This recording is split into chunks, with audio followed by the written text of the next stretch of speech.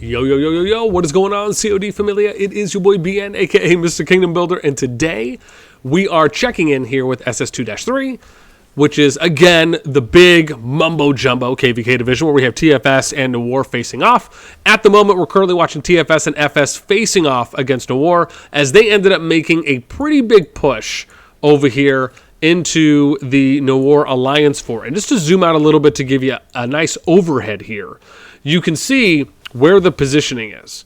So TFS, I'm going to kind of show you the lay of the land, right? So TFS is actually pushed back dawn to the pass. You can see here that FS has pushed back Dusk, and then you can see that TDR has pushed back MTK and EP77, which is here in red. Now, you really just have PSC and you have NOIR, right? So you have the PSC in light blue, NOIR in red, and this is where they're pushing now, right? So TFS has been able to work all the way down and over here. Now, nothing's going on over here. All the action's kind of centralized here. But this is really, if you consider it, I mean, arguably, I would say the second to last big obstacle here, right, that NOIR would have to hold on to. Now, bear in mind, they can still hold here at the bridge. It doesn't look like they have done much prep here at the bridge, at least at the moment. But this will be the next big holding position for NOIR. At the moment, though, it is focused here because, again, if TFS and FS can break past the Spire, here, let's see if we can get a nice zoom out closer to what we like. Let's see, maybe that, hang on, we'll find it. Ooh, I think we're close. Okay, there we go. Well, it's probably about the same. Anyways, so NOIR has this level 4 Spire. There's an Alliance Fort. I think there's 3 flags and 3 keeps, give or take. And you can see the majority of those are being destroyed right now. You got a flag here that's being destroyed, keep here. We have a keep here, flag. We have a flag up here, another keep over here that's being destroyed.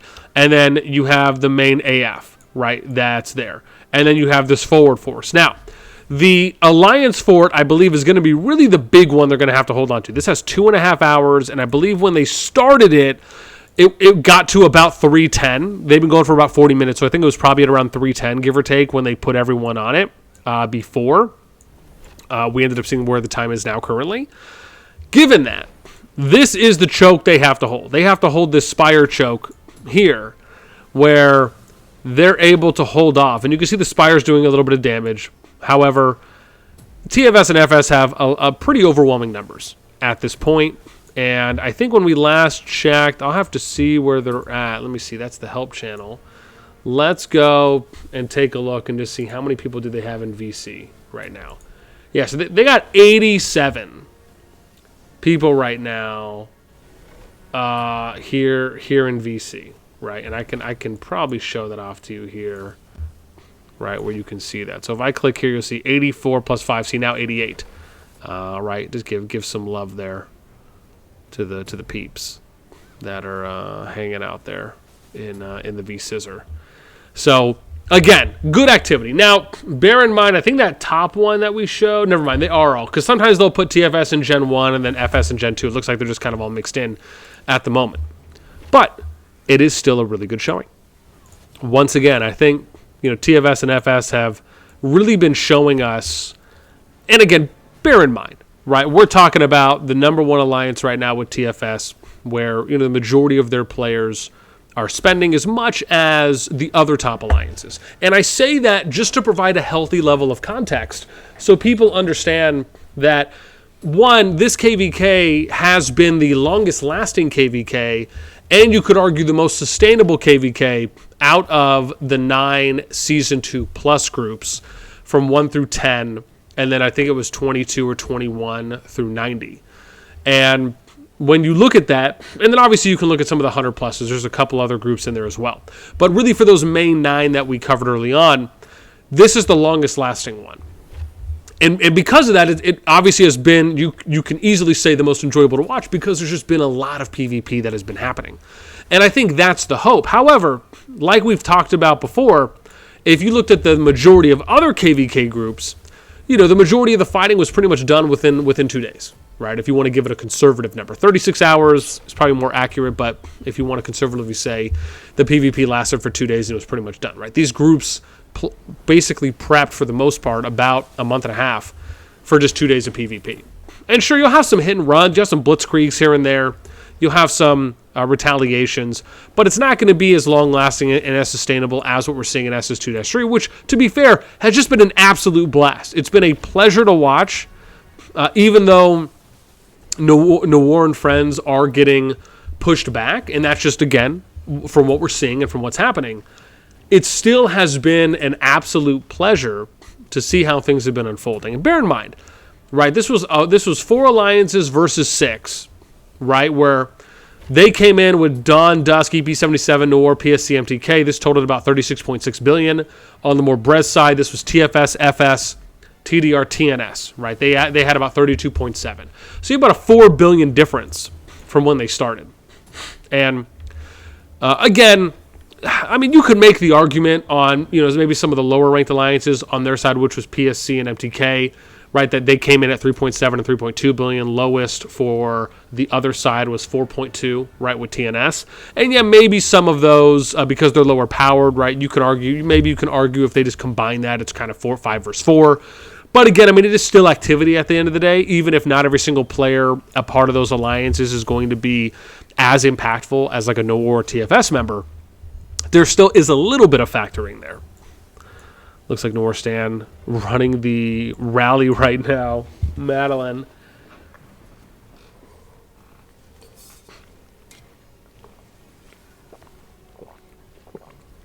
Looks like a slow-moving force. Is what it is. It's nice how you just kind of see the rally just trickling. Almost looks like the rally's bouncing. It's like dun, dun, dun, dun, dun, dun, dun. I guess good blocking, so to speak, if they're trying to delay when the rally hits or when they decide to remove it. Oh, here we go, dude. NOIR summoning their Thunder Rock, and then you get the counter Behemoth for the Giant Bear to have both done. And this is interesting. NOIR's pushing up actually a little bit more here. And part of me is somewhat wondering maybe why TFS delayed on the Behemoth, unless they thought that it was okay, where they didn't need to put as much focus there on essentially just kind of defending the front line right at that point. I think the other thing, and I know I mentioned this quite a few times here, the one thing I really would have loved to seen in this situation is if TFS and company were applying pressure here as well, right? So if they were applying pressure on these flags to basically hit them from multiple angles, or even the PSC flags, right? Or if they had a force that was just like doing nothing but just like burning away turrets, just applying some additional presence on other lines, I think that would have been nice to see, just so we can take a look at, how a multi-pronged attack can and really arguably should look, because at the moment, I mean, they're kind of just strong-arming it, if you will, right, to an extent, where it's, hey, we're putting all of our eggs in this basket, they're putting all their eggs in that basket, and then our baskets are just kind of meeting, right, at this conjunction point, or at this choke point where the level 4 spire is. And though, again, if you have enough activity and you can sustain, because remember, they're not going to be able, or they won't have to really stay out here with all the structures for those 2.5 hours. That's just for the 4. Once they get the flags and the keeps down, right, that's going to free up some units and troops here and there. Part of me feels like maybe they should just focus the Thunder Rock, potentially, and then like let the Giant Bear attack them here on the perimeter, and then they just focus the Rock. I think I would have rather seen that than them worrying about attacking the front line, because again, remember, what do we often talk about with the Behemoths? Well, the approach to the Behemoths is you just have to look at them as a tanky tank, right? A tanky tank that's going to apply some damage and maybe some CC here and there. But for the most part, if you want to eliminate that, like this is the thing you have to think about. If they have all of their players between TFS and FS focused on Thunder Rock, they're going to kill the Thunder Rock faster than NOIR's going to kill the Bear. Right? Arguably 2, 3, maybe even 4 times as fast, right? If everyone was to focus it. And then at that point, okay, now the Behemoth's down. And then now you have a little bit more of pace control, because you're able to have your Behemoth that's still up. So you can kind of set the line there in the event that they push, and that's just going to save you and buy you more time, right? That could be time to reform your line. That could be time to get more replenishment and more troops on the resupply routes that are coming in. That can give you time to set up, to spread out, and to basically reorganize yourself, right? I think that's something I would probably like to see maybe a little bit more in that regard. Again, still having good activity, still running it down. You can see here, still people that are on the flag here. You got a few on the keep. Looks like, FS, who's mana well? Oh, that's NOIR. So NOIR threw the mana well down. A couple of people on the keep. Still kind of max here on the Alliance Fort. And again, I mean, this is the thing I'm talking about. Like, look at all that unnecessary damage that these units are taking from the Thunder Rock. To me, I just think that's a missed opportunity. I would have immediately focused the Thunder Rock down. And like I said, let your bear play a little bit more of that tank role that they should, that tank kind of sustain role on the front line. Because, I mean, to be fair, if they just focused the Thunder Rock, they would have already had it down by now.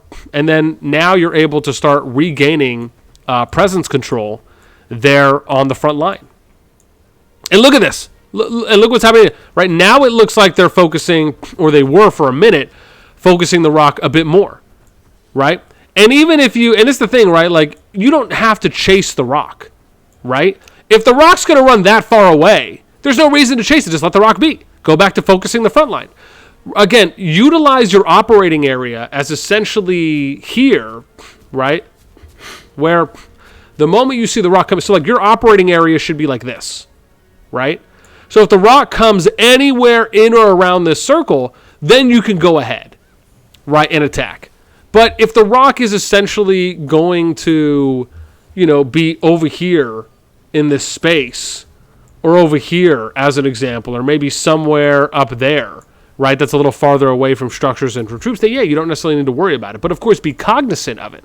And again, this takes a little bit more real-time coordination, if you will, because you have to be paying attention to this. But if the rock is right here, again, let the bear go in, attack the units, and everyone else just focuses the Thunder Rock down. And I mean, again, they would effortlessly melt, and they're already doing a decent amount of damage. I mean, look at the Thunder Rock health versus the bear health, right? I mean, at this point, by the time they kill it, it's pretty much already 4 times the health it has left. And that's what I was saying. If they just would have focused it a little bit earlier, I think that would have allowed for them just to kind of, like I said, reset that line a little sooner.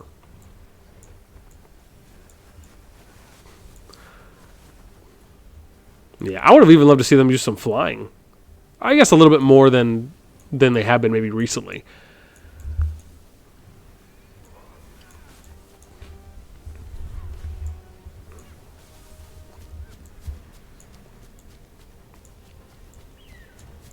Yeah, but he's getting low. He's getting low. Oh, sorry, I should have been like, Shuddy got low. And then went into my continuation of lyrics. Yeah, but look, Thunder Rock's almost down now.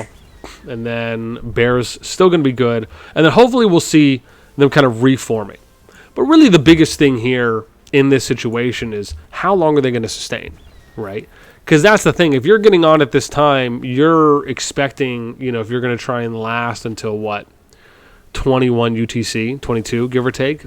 And then you're going to have to build. So I think the hope is going to be at that point, then maybe they can go for the Spire. And to be honest, even if they're just pushing that, like if the goal is, okay, let's just grab these, we'll build, and then we'll push the Spire. And then at that point, you can kind of maybe get a little bit more breath of fresh air because then you'll kind of be in the open over here, right? You won't have to be constantly kind of fighting in this thin choke where the Spire is on these kind of 2 side lanes. I'm sure it'll make it easier for them as well. Yeah, let me see. I'm curious right now. I don't know if I'm in their group. Oh, I am. So we can kind of look. Here, if you guys want to look at some stats, we could show that real quick. So, here we go for some of the power currently. I swear I got good sleep. I'm telling you, one of these days I need to get a yawn counter. But here's some of the power we have. Was that 1 through 4, 5 through 8. Right, I mean, you can see this, right? They have 11 people now that are over 100 mil. this was way more than that before it started. Even if we look at some personal merits, I mean, just nuts, man. 51 million plus merits for Neff, 27K, 27 mil plus for Brain, Raw Dog Tom, 26, 23 plus. I mean, you got 6 people here at 20 million plus merits. I mean, that is just nuts. 21 at 15 mil plus. Shout out to our boy Mercy. You got 47 people at 10 million plus merits. I mean, just bonkers, man. Bonkers.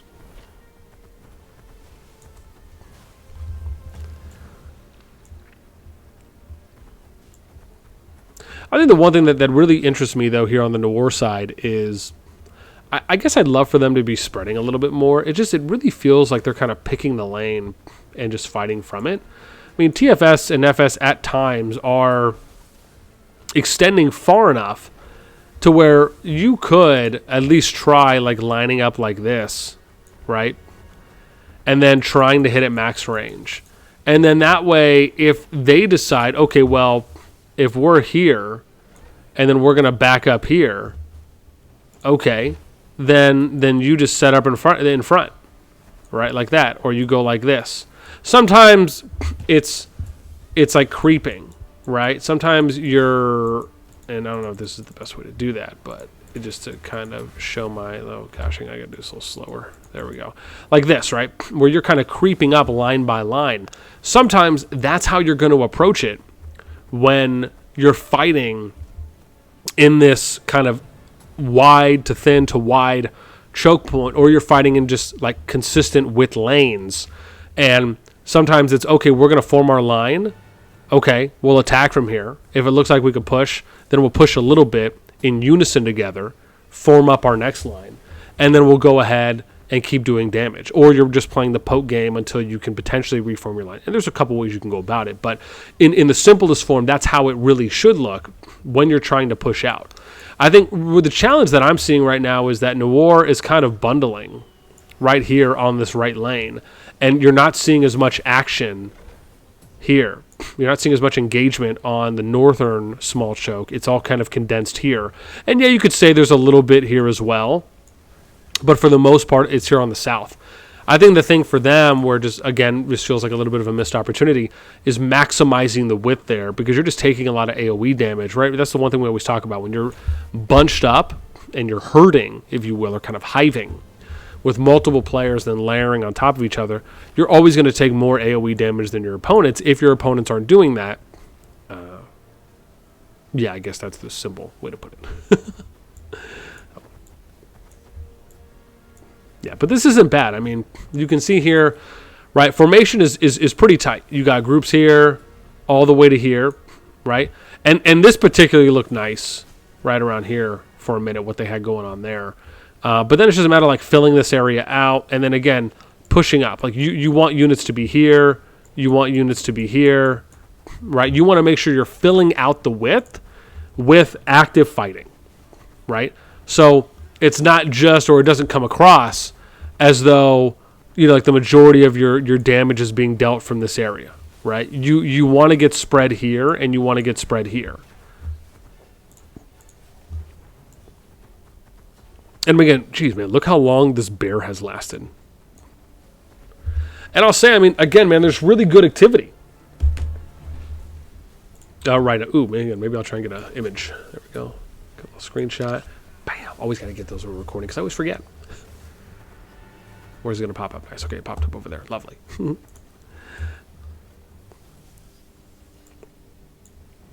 But yeah, based on how it looks now, I mean, I think there's a good chance. It looks like FS and TFS have been replenishing pretty well right now. I think the biggest hurdle for them really is just getting the fort down, right? Everything else has lower destruction times. So, you know, the fort is probably the biggest thing for them right now. But I will say, I do like the fact that they're destroying multiple things while they're making this push. And, you know, typically when you're doing something like this, and I say that not because it's TFS, but just because, you know, like this is ideally what you'd want to see. If you're making a push and you have enough people to put in the front line, you should allocate a building or a an engineering legion, if able, right, to focus on destruction or building. And then, and bear in mind, right, there, and that's one way to do it. Part of me wonders how much value there is there versus just running a pure fighting legion, because maybe TFS and FS might find, and I'm sure NOIR probably the same, they might just feel like, man, maybe it's better for me just to run 5 fighting legions instead of 4 fighting legion and engineering legion. If I run fighting legions, then I'll just put my fighters on there destroying it, because I'd rather have the ability to disengage that legion that's destroying and then go out and fight if needed, right, compared to just having more of maybe like a pure engineering legion. I guess I'm curious I would be curious on that, to ask for those that have been fighting a lot. Do you feel like there's a difference? Do you feel like you're getting value? Like it makes sense to run a pure engineering legion? I might have to ask some people that have been fighting a lot in this group on, is that even something that they care about? Is that like something that they do? Or is it, you know what, no, it doesn't make a lot of sense. And it's better just to have a fighting legion there because you have more flexibility with that legion compared to an engineering legion. Would be curious on that. At this point, they've been going for an hour, right? Pretty much nonstop right now. We've been recording a little over 21 minutes, but make no mistake, this has been going a little over an hour now for how much fighting they've been doing. Ooh, is there like a flank? Oh, cool. I thought maybe something happened there. So, and then I wonder if this is like the next thing that I'm thinking of, right? Are we going to end up seeing NOIR burning through their behemoths, right? And I'm wondering, okay, now I'm hoping that TFS and FS, and this actually isn't bad from NOIR, summon the behemoth and then start playing a little bit more aggressively. They still have some AFK units over here. That's kind of rough to see. And then the same thing is happening. Oh, gosh, geez, those counter shadow games are just so much damage. But this is the thing I'm talking about, where you're kind of hurting everyone in the same spot, spreading out, using the width that you have, and then trying to support the behemoth that is being summoned. With FS and TFS, I'm hoping here, it actually looks like they're burning down the behemoth a little bit more, which I like. If the behemoth runs away, then you can always refocus onto the frontline units. If the behemoth comes within range, then you can refocus on the behemoth.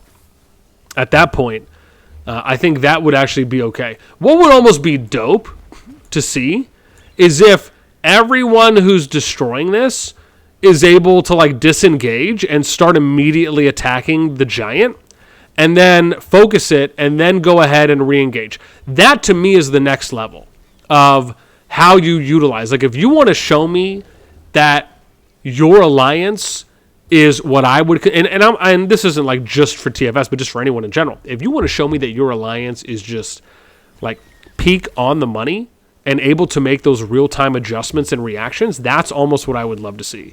Is Behemoth comes over here, the moment Behemoth comes in range, everyone disengages and focuses the Behemoth, right? Even if they wanted to spread out and focus it a bit, and then the moment that the Behemoth leaves, they go right back on to destroying. Like that to me is like the next level play that if I see that happen, I would lose my shiitake mushrooms, because I'll be honest, man, that's the kind of sexy coordination and organization that's just top tier. And that's something, again, I'm sure we'll see it eventually, but like that's something to me that would just be like really, like just hot muffins, man, to see. But we do get the counter Behemoth summon from TFS on the Thunder Rock. And if they're summoning like Behemoth for Behemoth to kind of match, I actually think this is an okay strategy, because if anything, you're at least canceling out, right? That's the big thing. You're canceling it out, and you're at least acting as a deterrent. And that's one of the interesting things, is that if that's the play, then NOIR almost has to have a decent amount of activity to come in with, so that way they can then go and do some damage on players.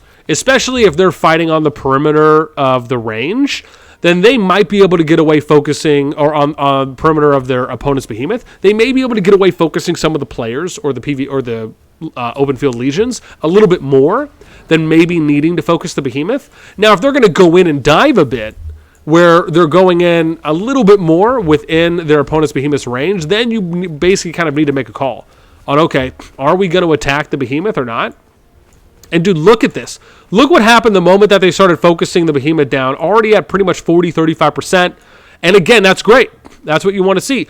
If they're not pressuring you, then it's okay to chase the opponent's Behemoth within range. Again, it doesn't mean you're going to chase for 100 kilometers, right? Again, you need to kind of think about your operating radius for where you need to stay within. But as long as you're within that or near it or on the perimeter, right, then it's okay if you want to do that in order to start focusing the Giant. But look how fast they're burning the Giant down with just some units here so far. And again, they had some more Legions here a little while ago, right? So look at how much damage they're doing. And this is actually okay. I'm okay if they want to chase a bit here because the Behemoth's already so low, especially if the Behemoth can't go out beyond that range. Crush the Behemoth. So look at your Thunder Rock. It's basically still at 85, 90%. I mean, again, you're getting a good trade there.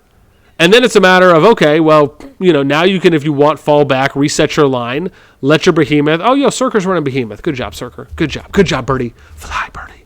Fly. But yeah, it's good stuff. And again, this is what I like to see. I think the play as well. I think, like I said, the thing with NOIR is I think that they need a few more units. I just don't know if the going in one by one strategy is really playing off for them. And that's just because TFS and FS have more units, active units, than they do at the moment. So they're going to have a little bit of a numbers advantage on you. If NOIR waited, I think, a bit, or even if they're just waiting 20, 30 seconds to get a little replenishment and then going back in, doesn't mean they have to wait for hundreds, but then they're going to let the Behemoth, use the Behemoth as some cover. Because if you remember how they used the Giant, they actually were able to dive a little bit further, push some people off of this keep here, and a little bit off the flag, and then push more towards their AF over here in the north. Even though they weren't able to get all the way there to the builders, they were able to push a little bit more. And I think if you analyze what happened there, it was because of that, right? The Behemoth was doing a little bit more damage. They had a little bit more activity when they were pushing, and they were focusing on the frontline units, kind of focus firing one by one, or at least group by group, one by one. And then that actually helped them get in a little bit more. But I just think, again, they would just need a little bit more activity. And who knows, man? Look, Rally's coming in again. Maybe there's going to be a little secret sauce here on that one.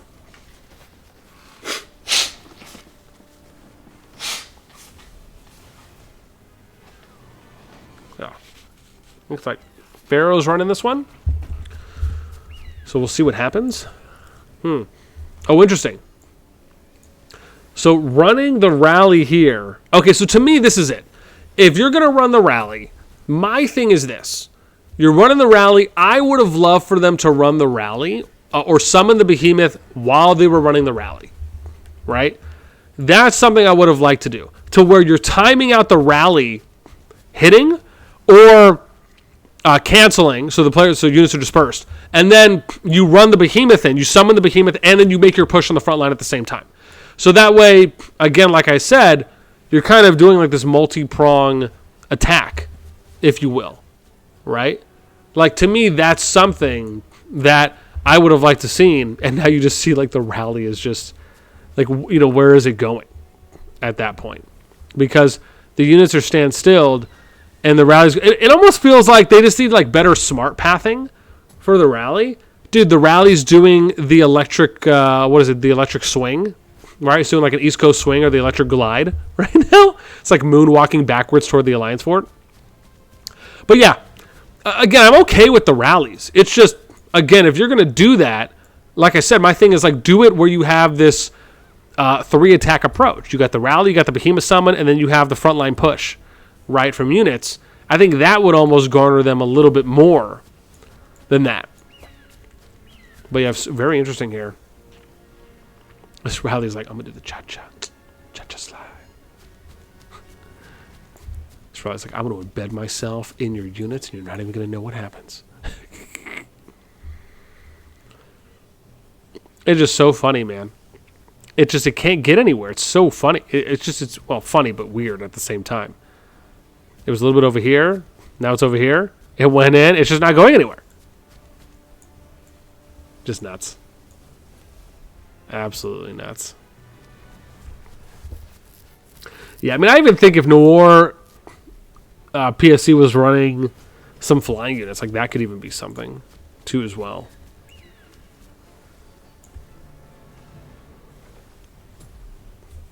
Just wow, excuse me. Whew. It's like 5 or 6, easy. All right, we're at 30 minutes now. They've been holding decently well. I think I'm going to stop this for now and try and get some action later. But this has been, again, and you guys know me, I'm always excited to watch as much PvP as I can. So as long as I get my PvP fill, I'm a happy man. I'm a happy camper. Because to me, I love watching PvP in CoD. So the excitement will always be there, especially when we're getting constant fighting, which now it's been going on 70 minutes, right, for the constant action. So awesome stuff to see. Let me know what you guys think in the comments down below. You guys enjoying this one? Are you shocked at all that the landscape has shifted and is trending in this direction where TFS, FS, TNS, TDR are, again, on this path to pushing out their opponents here in the final zone? Again, just based on how things are looking. Did you think that NOIR, PSC, Dawn Dusk, EP77, MTK, that they would have held out longer? Did you feel like, hey, maybe there was some opportunities where they actually could have been pushing and winning at times? Or no, you just kind of felt like, well, this is what I thought was going to happen? Would be curious to hear what you guys think. Along with, were there any missteps, missed opportunities, great plays that you saw for those that have either watched or if you've been participating? Would love to hear. So let me know in the comments down below. That's going to be it for me. As always, until next time, I'll catch you later.